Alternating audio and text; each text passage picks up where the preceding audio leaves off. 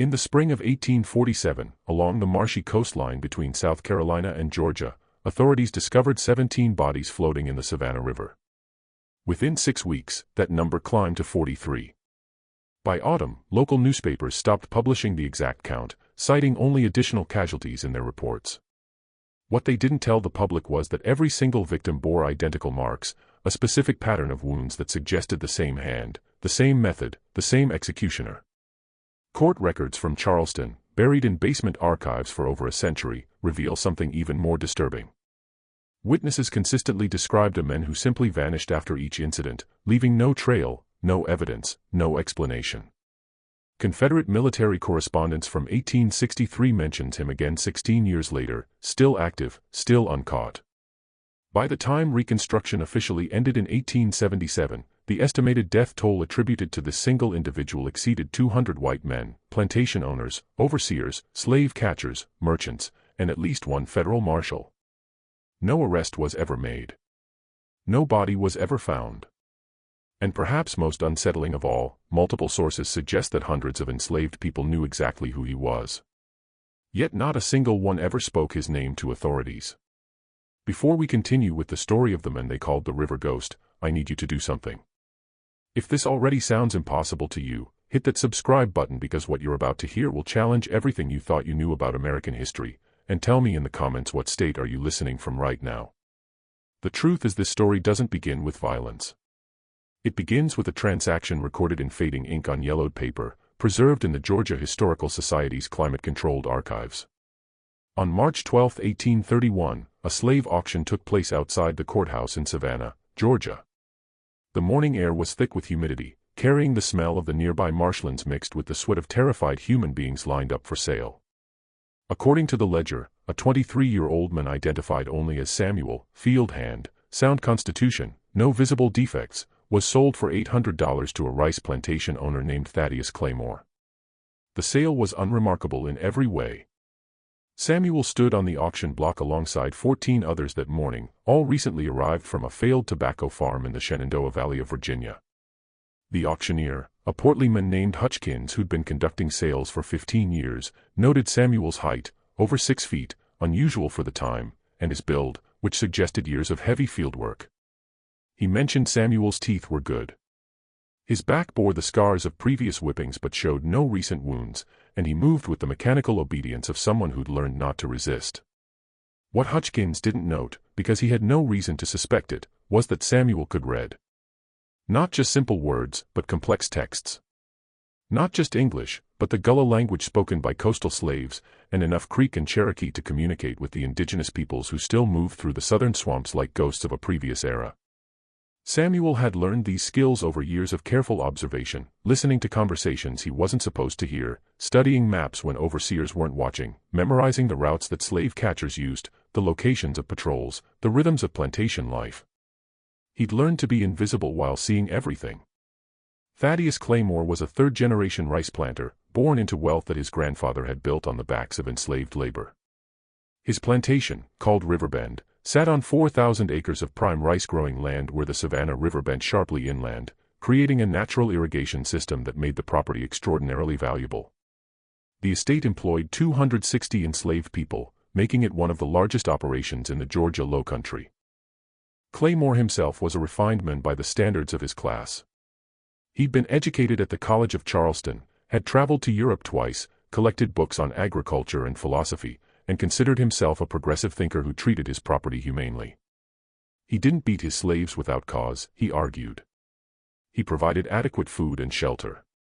He even allowed them to marry and maintain family units, believing it made them more productive and less likely to run. What Claymore didn't understand, what none of them understood, was that you cannot make bondage humane. You cannot enslave a human being kindly. And some men, when stripped of everything, don't break, they sharpen.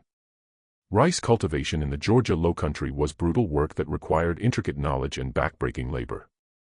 The fields had to be flooded and drained according to precise schedules, requiring a network of canals, dikes, levees, and floodgates that controlled water flow from the river. Enslaved workers spent their days waist-deep in stagnant water under the merciless Georgia sun, planting, weeding, and harvesting rice while battling clouds of mosquitoes that bred in the standing water. The work bred malaria, dysentery, yellow fever, and a dozen other diseases. Medical records from the period show that 40% of enslaved people at Riverbend died before reaching age 30. The plantation went through workers the way a mill goes through grain, purchasing new slaves every year to replace those who died or became too sick to work. Samuel arrived at Riverbend in chains on March 15, 1831, along with 6 others from the same Virginia estate. They were marched through the main gate, past the whitewashed plantation house with its columned portico, past the overseer's cottage and the stables, down to the slave quarters, a collection of rough wooden cabins arranged in neat rows behind the work buildings. Samuel was assigned to the 3rd gang, the lowest tier of field workers, reserved for new arrivals or those being punished. The gang was supervised by a man named Nathaniel Boone, an overseer who'd worked at Riverbend for 8 years and had earned a reputation for efficiency.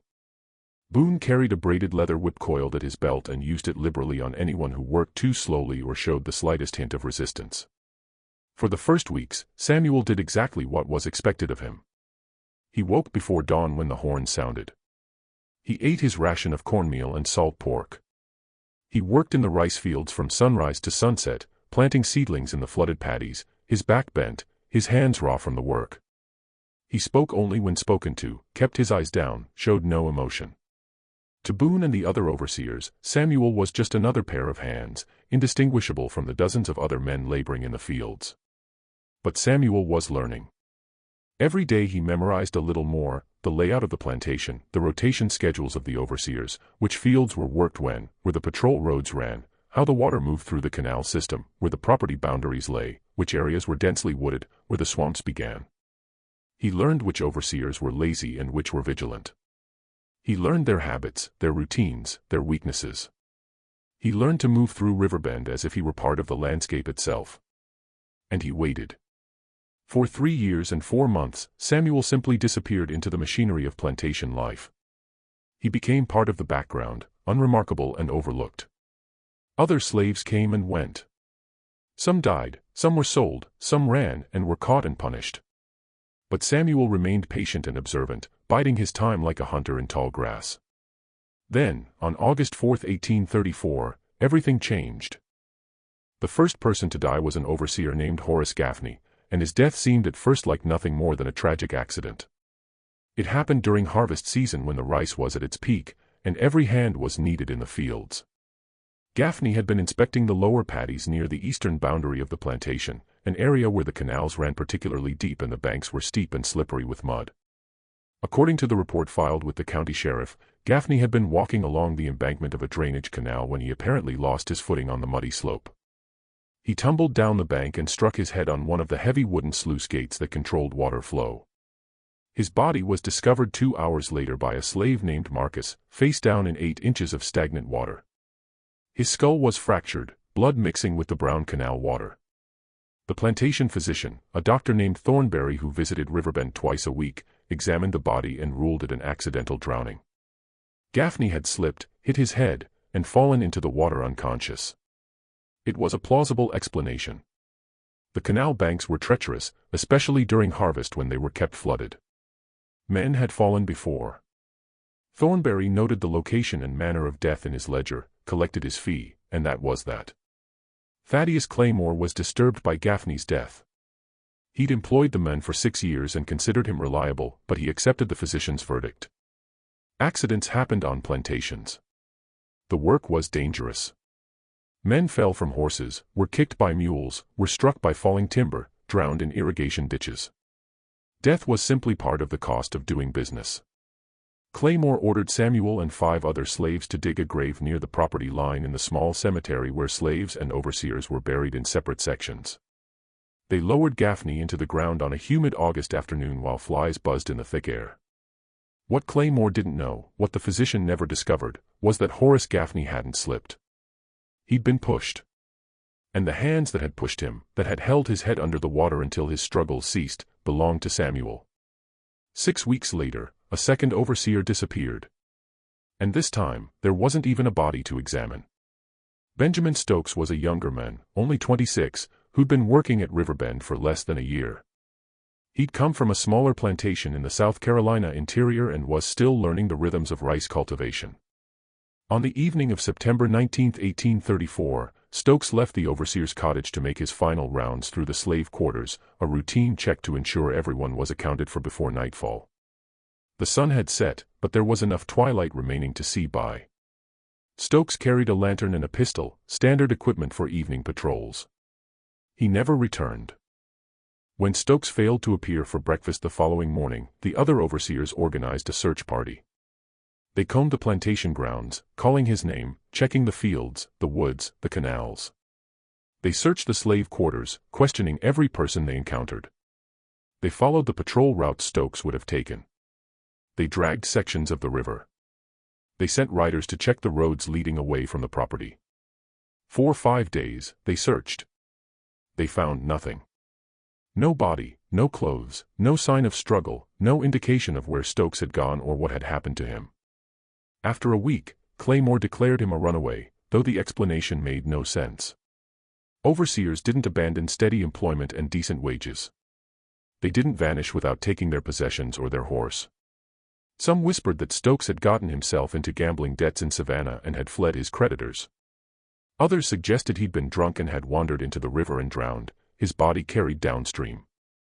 A few wondered if one of the slaves had killed him, but without a body or evidence, there was no way to investigate. The mystery went unsolved. Claymore hired a replacement, and life at Riverbend continued. But in the slave quarters, in the conversations that happened after dark when the overseers had retired, people began to talk. Marcus, the man who'd found Gaffney's body, mentioned to a few trusted friends that he'd seen Samuel near the lower canals that day around the time Gaffney would have been making his inspection.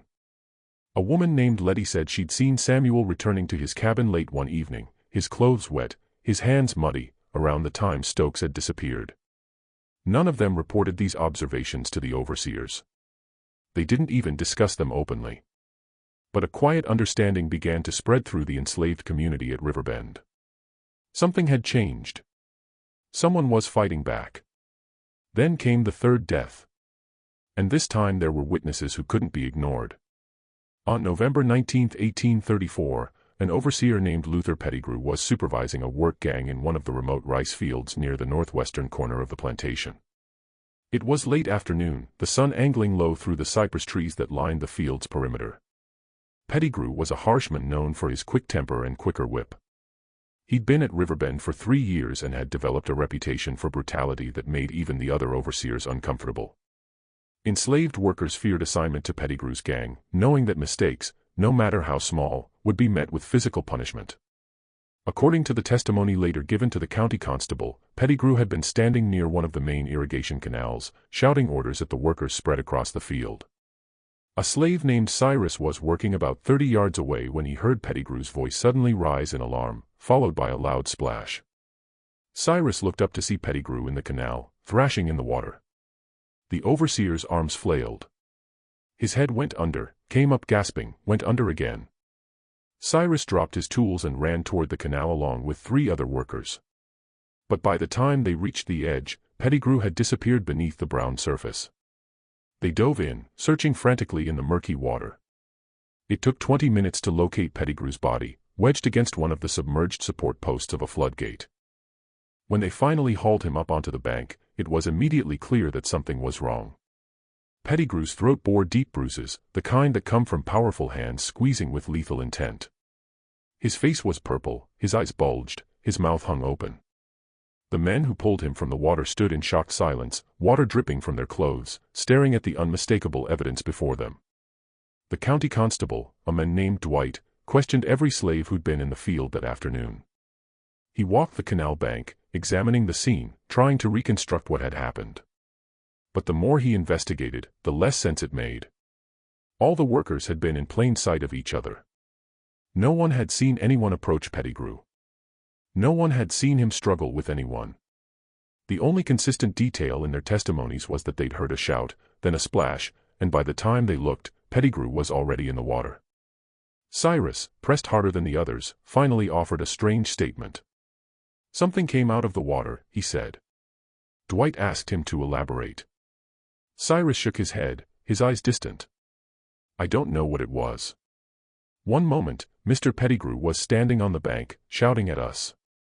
The next, something just rose up from the canal. It happened too fast. By the time I looked, he was already under. Dwight wrote down the statement but didn't know what to make of it. Something came out of the water. What did that mean? He questioned Cyrus repeatedly, trying to get a clearer description, but the men seemed genuinely shaken and couldn't provide more details. The other witnesses offered nothing helpful. They'd been looking down at their work. They'd only glanced up after hearing the splash. With no clear suspect and no witnesses who could identify an attacker, Dwight closed the investigation. He noted in his report that Pettigrew had apparently been attacked and drowned by person or persons unknown. But without evidence, there was nothing more he could do. Claymore buried Pettigrew next to Gaffney in the plantation cemetery and hired another overseer to replace him. But Cyrus's phrase, "something came out of the water," lingered in people's minds. It was repeated in whispers. It took on a life of its own because it captured something essential about the killings. They seemed to come from nowhere. One moment everything was normal, the next a man was dead and no one ever saw it happen. 3 deaths in 4 months was unusual, certainly, but Claymore still didn't see a pattern. He told himself it was terrible luck, a coincidence, the kind of random tragedy that plagued plantations from time to time. He increased patrols, ordered the overseers to work in pairs when possible, and went about his business. Then word began to spread from neighboring estates, and the coincidence theory became impossible to maintain. In December 1834, a slave catcher named William Dortch disappeared near the Haywood plantation, 15 miles upriver from Riverbend. Dortch had been tracking a runaway and was last seen near the riverbank in the early evening.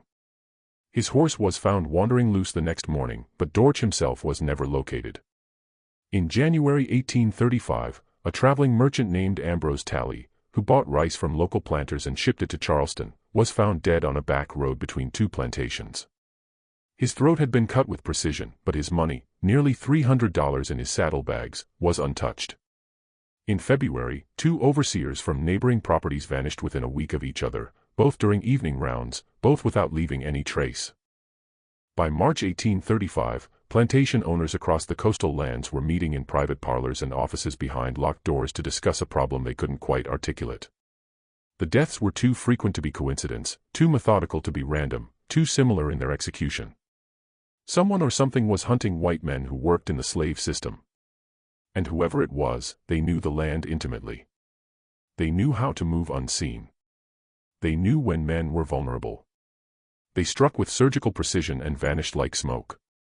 That's when the name first began to circulate, though never in official documents. The River Ghost. It wasn't a name that appeared in newspapers. No court document ever referenced it. But in the slave quarters, along the rice fields, in the hidden places where enslaved people spoke in languages their captors couldn't understand, the name took root and spread. The River Ghost. A man who moved like water through the low country, who struck without warning, who killed and vanished, leaving nothing behind but corpses and fear. Some said he could breathe underwater. Others claimed he could become invisible in the fog that rolled off the river every morning. The more superstitious suggested he wasn't human at all, but a spirit of vengeance risen from the swamps. But the older slaves, the ones who'd survived decades of bondage, they knew better. They recognized the work of a human being, someone with extraordinary skill and patience, someone who'd learned to use the very landscape that imprisoned them as a weapon against their captors.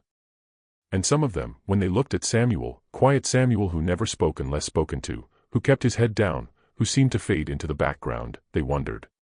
The plantation owners responded as men of their class always did, with more violence, more control, more surveillance. They hired additional overseers and armed them with pistols and rifles. They organized patrols that swept through the properties at irregular intervals. They doubled the guards at night. They installed lanterns along property boundaries. They tightened slave codes, restricting movement even further, imposing harsher punishments for infractions. Some plantations instituted passes that slaves had to carry just to move between work areas. Others built higher fences, locked slave quarters at night, conducted random inspections of cabins. None of it mattered. The deaths continued, slow, steady, methodical. A slave catcher in April found with his neck broken at the bottom of a ravine. A plantation manager in June drowned in a creek that was only 2 feet deep. A county sheriff in August, who'd been investigating the killings, discovered dead in his own jail, strangled with what appeared to be a length of rope that had somehow gotten into his locked cell. Each victim was found near water. Each death suggested intimate knowledge of the terrain. Each killing demonstrated patience and planning that seemed almost impossible for a supposedly uneducated slave to possess. By autumn 1835, Thaddeus Claymore was losing sleep. Riverbend had lost 3 overseers in just over a year. Workers were afraid to go near the outer fields after dark. The remaining overseers were demanding higher wages to compensate for the danger. Some were quitting entirely, unwilling to risk their lives, no matter the pay. Claymore himself had started carrying a loaded pistol everywhere he went, even inside his own home. He couldn't shake the feeling that someone was watching him, that something was moving through his property, studying him, waiting for the right moment. On October 15, 1835, Claymore stood on the veranda of his plantation house, staring out at the darkened fields stretching toward the river. The air was thick with moisture, carrying the smell of mud and decaying vegetation. Somewhere in the distance, a heron cried out, a harsh sound that cut through the evening. He thought about Horace Gaffney, face down in the canal. He thought about Benjamin Stokes, who'd simply vanished. He thought about Luther Pettigrew, dragged under the water by something no one could see or explain. He thought about all the other deaths reported from neighboring plantations, the pattern that was becoming impossible to deny. And he thought about Samuel. Samuel, who never caused trouble. Samuel who worked without complaint. Samuel who'd been at Riverbend for over 4 years and had never once been punished. Samuel who knew every inch of the outer fields because he'd been working them since he arrived. Samuel who'd been assigned to areas near where all 3 overseers had died. Samuel whose cabin was always neat, whose tools were always in order, who seemed to move through the plantation like he owned it rather than being owned by it. Claymore had no proof. He had nothing but a growing, gnawing suspicion that tightened in his chest every time he saw Samuel moving through the fields with that calm, deliberate pace. Samuel never looked at him directly, never spoke unless answering a question, but there was something in the way he carried himself, a quiet confidence that didn't match his status, that made Claymore deeply uneasy. The next morning, Claymore made a decision. He called his estate manager and ordered Samuel sold. He didn't explain his reasoning. He simply wanted the man gone. Better to be rid of him. Better to let him be someone else's problem. If Claymore was wrong, he'd lost a decent worker. If he was right, and the cold certainty in his gut told him he was, he'd potentially saved his own life. On November 3, 1835, Samuel was taken in chains to the Savannah auction house and sold for $750 to a cotton plantation owner named Vincent Hardesty, who operated a large estate in McIntosh County, 60 miles south of Riverbend. Samuel stood on the auction block without expression, as Hutchkins, the same auctioneer who'd sold him 4 years earlier, described his attributes. Strong, experienced, no health problems. Hardesty examined Samuel's teeth, checked his hands and arms, asked him a few questions in that condescending tone slave owners used when addressing property. Samuel answered quietly, eyes down. The picture of docility. The sale was completed in minutes. Samuel was loaded into a wagon with 4 other purchases and transported south to Hardesty's plantation, a sprawling cotton operation called Fairview that employed 340 enslaved workers. As the wagon rolled away from Savannah, Samuel looked back once at the city, then turned his gaze forward, his face revealing nothing. For 3 months after Samuel's departure, the deaths at Riverbend stopped completely. No overseers died. No one vanished. The plantation returned to its normal rhythm of brutal, grinding labor without the added terror of mysterious killings. Claymore began to relax. He convinced himself he'd made the right decision. Whatever had been happening, and he still wasn't certain Samuel had been involved, it was over. The river ghost, if such a thing had ever existed, was gone. Then, on February 17, 1836, a slave catcher named Josiah Merrick was found dead in a creek near Hardesty's Fairview plantation.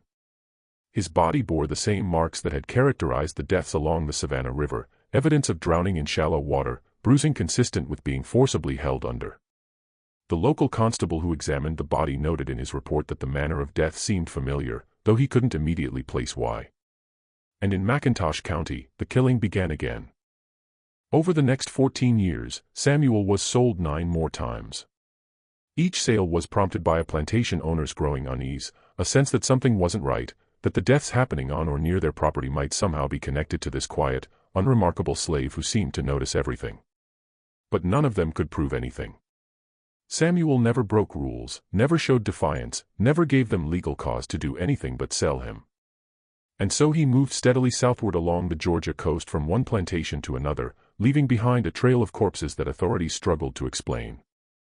The pattern was remarkable in its consistency. Samuel would arrive at a new property, work without incident for a few months, integrating himself into the plantation's rhythm, learning the layout, the routines, the personalities. Then men would start dying. Never immediately, never in ways that could be directly traced back to Samuel, but consistently, methodically. Overseers who were particularly cruel, slave catchers who operated in the area, merchants who profited from the system, constables who enforced the slave codes with excessive zeal, they died in accidents that weren't quite accidents. They vanished without explanation. They drowned in water that shouldn't have been deep enough to drown in. They fell from places they shouldn't have fallen from. They were found with injuries that didn't match the official explanations. And always, always near water, rivers, creeks, canals, swamps, marshes. The river ghost earned his name honestly because he seemed to use water itself as a weapon. In 1837, Samuel was at a turpentine operation near Darien, where enslaved workers carved diagonal cuts into pine trees and collected the resin in buckets. The work was different from rice cultivation, but no less brutal. The caustic sap burned skin. The long hours in the pine forests were isolating, and the overseers were known for their violence. The camp's head overseer, a man named Raymond Colquitt, was particularly notorious. He'd reportedly killed at least 2 enslaved workers over the years, beatings that had gone too far, bodies buried without ceremony in unmarked graves among the pines. Samuel arrived at the camp in June 1837. By August, Colquitt was dead, his body found at the base of a longleaf pine, his skull fractured, his hickory cane lying beside him in the pine needles. The official report stated he'd fallen from the scaffolding workers used to reach the higher cuts on the trees, but the other enslaved workers at the camp knew better. They'd seen Samuel watching Colquitt. They'd noticed the way Samuel studied the man's routines, where he walked, when he was alone. They'd seen Samuel disappear into the forest one evening and return an hour later, calm and expressionless. One worker, a man named Abram, who'd been at the camp for 5 years, later told a story to his grandchildren decades after emancipation. He said he'd followed Samuel that night, curious, keeping his distance in the darkness beneath the pines. He watched Samuel walk directly to a specific area of the forest where Colquitt often inspected the work alone. Samuel had prepared everything in advance, loosened bolts on the scaffolding, weakened support beams, created a trap that would only spring under the weight of a full-grown man in exactly the right location. When Colquitt had climbed up the next morning to inspect the cuts, the scaffolding had given way, sending him plummeting 20 feet to the ground. The fall hadn't killed him immediately. Colquitt had lain there gasping, his back broken, but Samuel had been nearby, waiting. He'd approached, looked down at the dying overseer, and said something Abram couldn't hear. Then Samuel had walked away, leaving Colquitt to die slowly among the pine trees. Abram never reported what he'd seen. None of the workers did. Because in the slave quarters, Samuel wasn't a murderer. He was something else entirely. He was proof that the system could bleed, that the men who thought themselves invulnerable could die, that justice, even rough and terrible justice, was possible. In 1839, Samuel was sold to a rice plantation on Edisto Island, South Carolina, in 1841 to a cotton estate near Brunswick, Georgia, in 1843 back to another rice plantation in the Savannah area. Each time the pattern repeated, a few months of quiet, then deaths, then a nervous plantation owner selling him before things escalated further. The enslaved communities at each location recognized what Samuel represented, even if they never spoke of it openly. He became a kind of legend, a whispered name, a source of bitter hope, the river ghost, the men who couldn't be caught, the invisible avenger.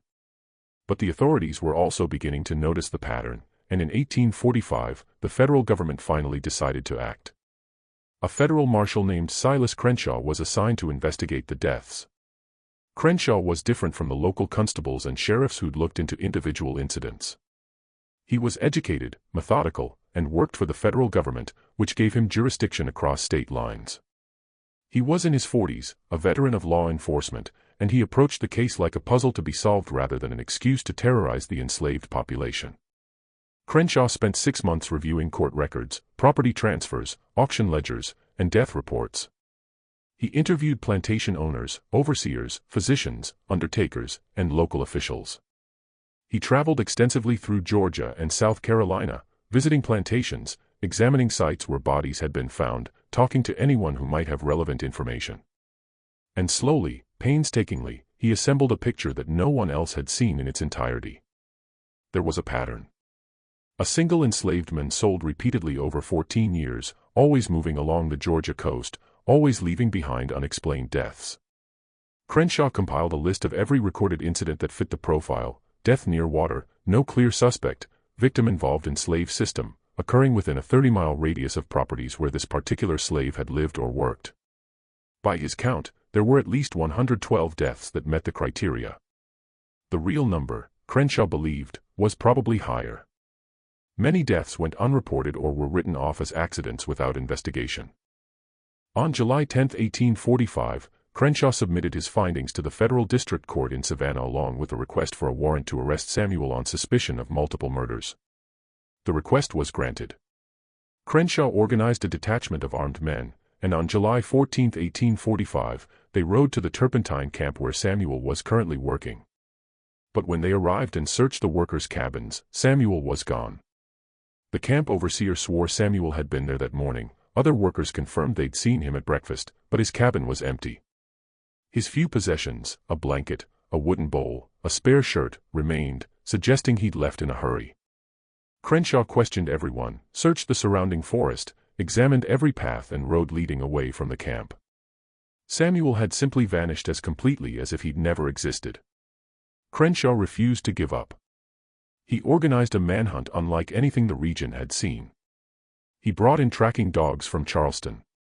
He posted guards at every river crossing, every bridge, every road between Georgia and Florida. He distributed descriptions of Samuel to every law enforcement officer, plantation owner, and slave patrol in the coastal lowlands. He offered a reward of $500, an enormous sum equal to a year's wages for many workers, for information leading to Samuel's capture. For weeks, Crenshaw pursued every lead, every rumor, every possible sighting. Reports came in from across the region. Someone matching Samuel's description was seen in Florida. No, he was in Alabama. No, he'd stolen a boat and was heading north by water. Each report led nowhere. The river ghost had disappeared into the landscape he knew so well, and no amount of searching could find him. Then, on October 3, 1845, Silas Crenshaw's body was found at the bottom of a ravine near the Altamaha River. His neck was broken. His rifle lay unfired beside him. His horse was discovered a quarter-mile away, still saddled, grazing peacefully. The local sheriff ruled it an accidental fall. Crenshaw had been tracking someone through difficult terrain at dusk and had lost his footing on the rocky slope. But everyone who knew about the investigation understood the truth. The river ghost had struck again, eliminating the one man who'd come close to catching him. After Crenshaw's death, the investigation effectively ended. No one else wanted the assignment. Plantation owners stopped filing official reports about the deaths, preferring to handle security privately. Newspapers stopped printing stories about the mysterious killings, either because they feared causing panic or because they'd been pressured by wealthy planters who didn't want the bad publicity. The whole affair became an open secret, something everyone knew about but no one discussed publicly. And still the deaths continued. Between 1846 and 1850, the estimated death toll climbed past 150. Slave catchers began refusing to work alone, traveling in pairs or small groups for protection. Overseers started carrying multiple weapons and avoiding isolated areas, especially near water. Some plantations hired private security forces, armed men who patrolled the property day and night, but none of it made a difference.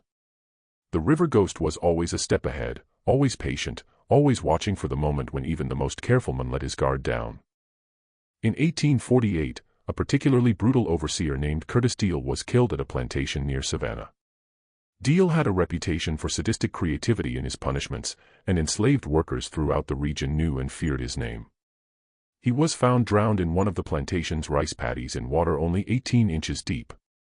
The positioning of his body suggested he'd been held face down by someone kneeling on his back until he stopped struggling. The plantation owner, terrified, sold the entire property and moved his family to Charleston, abandoning the land where Deal had died. In 1849, a wealthy merchant from Charleston who made his fortune selling slaves arrived at a coastal plantation to evaluate property for purchase. His body was discovered the next morning floating in a tidal creek. His throat had been cut with such precision that the physician who examined him noted it must have been done by someone with detailed anatomical knowledge. In 1850, 3 slave catchers working together, supposedly for mutual protection, disappeared within a single week. All 3 were experienced men, armed, trained to track runaways through the worst terrain the South had to offer. They were last seen heading into the swamps south of the Altamaha River, following what they believed was a fresh trail. None of them returned. Search parties found no trace of them, not even their weapons or their distinctive leather jackets. It was as if the swamp had simply swallowed them whole. The fear among white men involved in the slave system reached a level that affected daily operations. Some overseers quit entirely, preferring unemployment to the constant terror of working on remote plantations. Slave catchers demanded exorbitant fees for their services. Insurance companies began refusing to insure plantation property in certain areas. Property values declined as potential buyers worried about the security situation. A few plantation owners even freed their slaves and moved away, unable to cope with the psychological pressure of knowing that at any moment they might become the next victim. But the most unsettling aspect wasn't the deaths themselves. It was the silence from the enslaved population.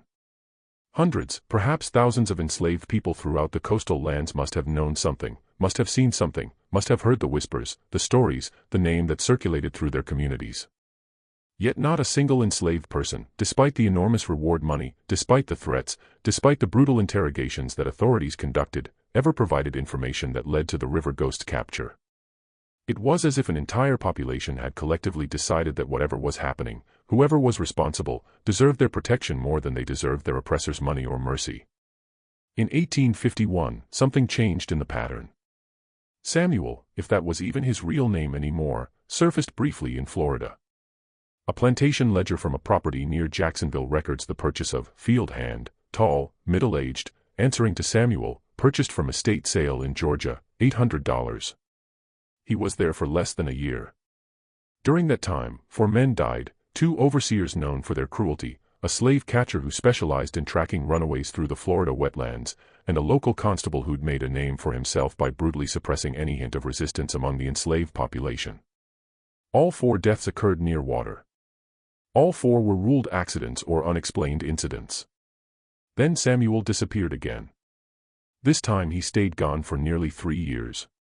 Some people began to hope he'd died, that the river ghost had finally met his end somewhere in the vast wilderness of the southern swamps. But others, particularly those in the enslaved communities, believed he was still out there, perhaps hiding, perhaps resting, perhaps simply waiting for the right moment to resume his work. When the trail picked up again in 1854, it was farther north, back in South Carolina near Beaufort. A rice planter named Edmund Hargrave wrote in a private letter to a friend, "There is a man working my lower fields who unnerves me. He is older than most of my hands, yet he moves with a vitality that seems unnatural for his age. He speaks to no one.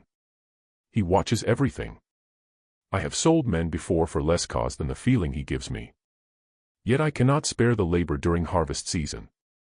I shall be glad when the season ends and I can be rid of him." 3 months after writing that letter, Hargrave was found dead in one of his own rice fields, drowned in water that barely covered his ankles. The circumstances were impossible to explain rationally, a healthy man in broad daylight drowning in such shallow water. The official report struggled to provide an explanation, finally settling on the vague suggestion that Hargrave might have suffered a seizure or heart attack that caused him to fall face first into the water and remain there until he suffocated. But everyone who read the report knew it was inadequate. They knew what had really happened, even if they couldn't prove it. By 1860, the United States was fracturing. The debate over slavery had reached a boiling point. Northern abolitionists and Southern plantation owners were locked in a political battle that was pushing the nation toward civil war. Southern states were threatening secession. Plantation owners were fortifying their properties, forming militias, preparing for armed conflict. The entire system of Southern slavery, which had seemed so permanent and immovable, was beginning to show cracks. But even in the midst of that growing chaos, even as the nation teetered on the brink of war, the deaths continued. If anything, they accelerated. Overseers, slave catchers, particularly brutal plantation owners, men whose names had appeared in abolitionist newspapers as examples of the system's cruelty, began dying at an alarming rate. Some attributed it to rising tensions, to violence spilling over from the national conflict, but those who'd been tracking the pattern for decades knew better. The river ghost was still hunting, and he showed no signs of stopping. Then, on April 12, 1861, Confederate forces fired on Fort Sumter in Charleston Harbor, and the South went to war with the North. Everything changed overnight. Plantations were emptied as white men left to join the Confederate Army. Overseers became soldiers. Slave patrols dissolved as their members rode off to fight. The entire infrastructure that had maintained the system of slavery began to crumble under the weight of war. For 4 years, the South was consumed by the bloodiest conflict in American history, with over 600,000 men dying on battlefields from Virginia to Texas. In that chaos, tracking the deaths attributed to the river ghost became nearly impossible. With so many men dying in battle, who could say which deaths were acts of war and which were something else? The careful records that had been kept in previous decades, plantation ledgers, death certificates, court investigations, largely ceased. The system that had documented Samuel's movements through property sales and transfers collapsed entirely. But Confederate military correspondence, preserved now in the National Archives, tells a fascinating story. In 1863, a Confederate colonel named Marcus Talbot wrote to his commanding officer in Richmond describing what he called a persistent problem among the supply lines in coastal Georgia. Talbot reported that over 6 months, more than 20 Confederate soldiers, pickets, sentries, and couriers had been found dead under suspicious circumstances. The deaths occurred in remote areas, always near water, always when men were isolated and vulnerable. The men are convinced, Talbot wrote, that one of the local Negroes is responsible, though they cannot identify him. They have given him a name, the River Ghost. The colored people will not speak of him even under threat of punishment. Some of my soldiers believe he is a myth, a story invented to frighten them. But I have seen the bodies, sir. And I tell you, the deaths are real. The men believe this individual has been killing white men for 30 years, perhaps longer, and no one has ever stopped him. It affects morale. Some of my men refuse to stand sentry duty alone near the rivers. They see shadows in the water and believe death itself is coming for them.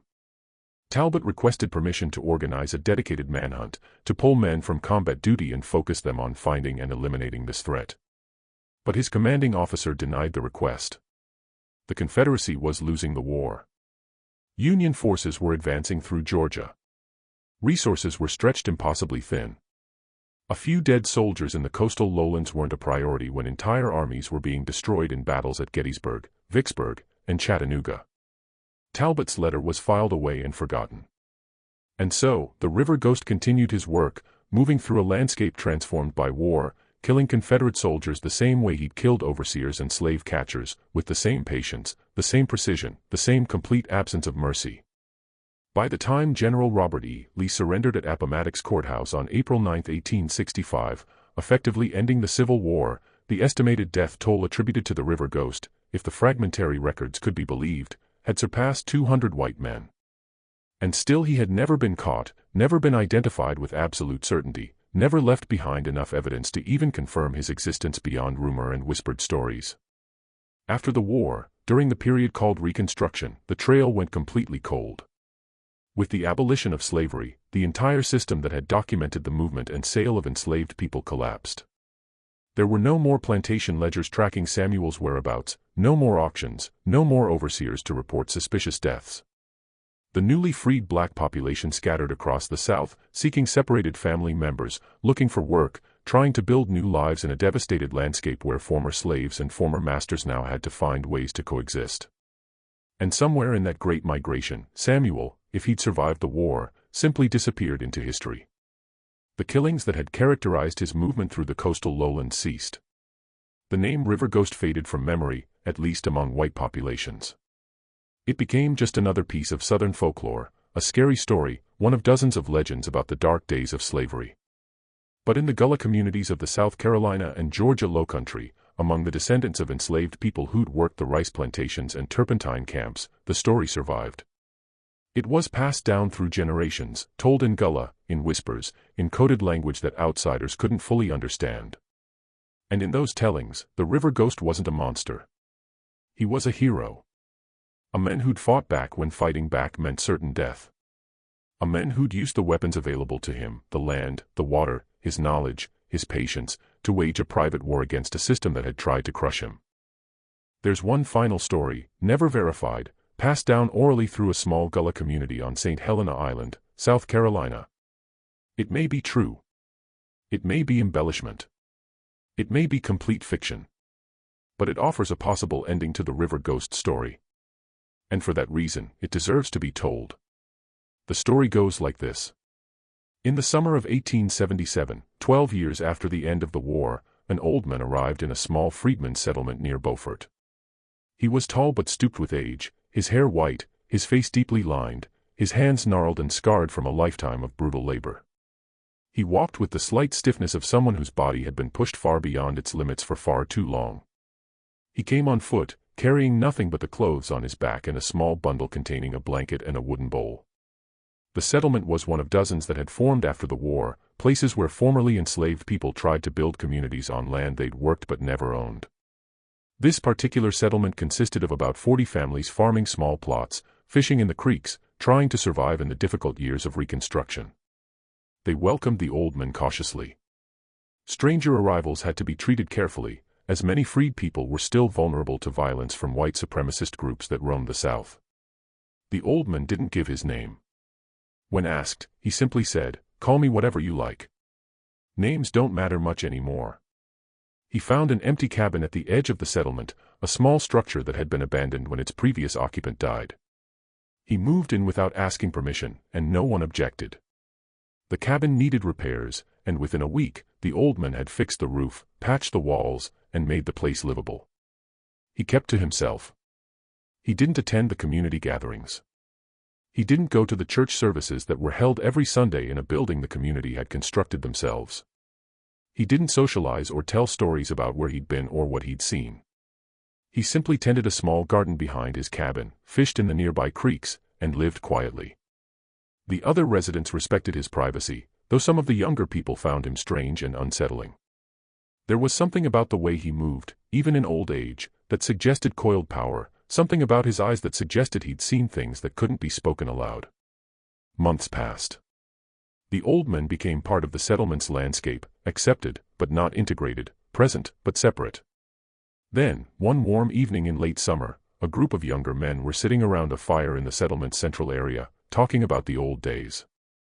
One of them, a man in his 30s named Isaiah, mentioned a plantation where he'd been enslaved as a child, a brutal place where the overseer had been notorious for his cruelty. "I remember his name," Isaiah said. "Thaddeus Claymore. He owned the place. Had about 260 of us working his rice fields. He acted like he was better than other slave owners, like he treated us well. But his overseers were devils. 3 of them died while I was there. And Claymore would just hire new ones. Never seemed to care why they kept dying." From across the fire, in the shadows beyond the light, the old man's voice spoke clearly. Claymore drowned in 1852. Fell into one of his own rice canals during harvest season. They said it was an accident, that he'd slipped on the muddy bank and hit his head. By the time they pulled him out, he'd been underwater for over 20 minutes. He was buried in the plantation cemetery in the section reserved for white people, with a nice stone marker. Everyone turned to look at the old man. He'd stepped closer to the fire, his face partially illuminated by the flames. Isaiah stared at him. "How do you know that?" "That plantation was up in Georgia, near Savannah. Were you there?" The old man smiled, a strange, distant expression that suggested memories of things both terrible and satisfying. "I was there," he said quietly. "I was standing right next to the canal when it happened. In fact, you might say I helped him fall." The silence around the fire was absolute. Everyone understood what the old man was implying, but no one knew how to respond. Isaiah opened his mouth to ask another question, but the old man had already turned away. He walked back toward his cabin, disappearing into the darkness, and no one followed him. After that night, the old man never spoke of his past again. He lived in the settlement for another 6 years, keeping to his quiet routine, bothering no one, contributing when he could. the younger residents continued to find him unsettling.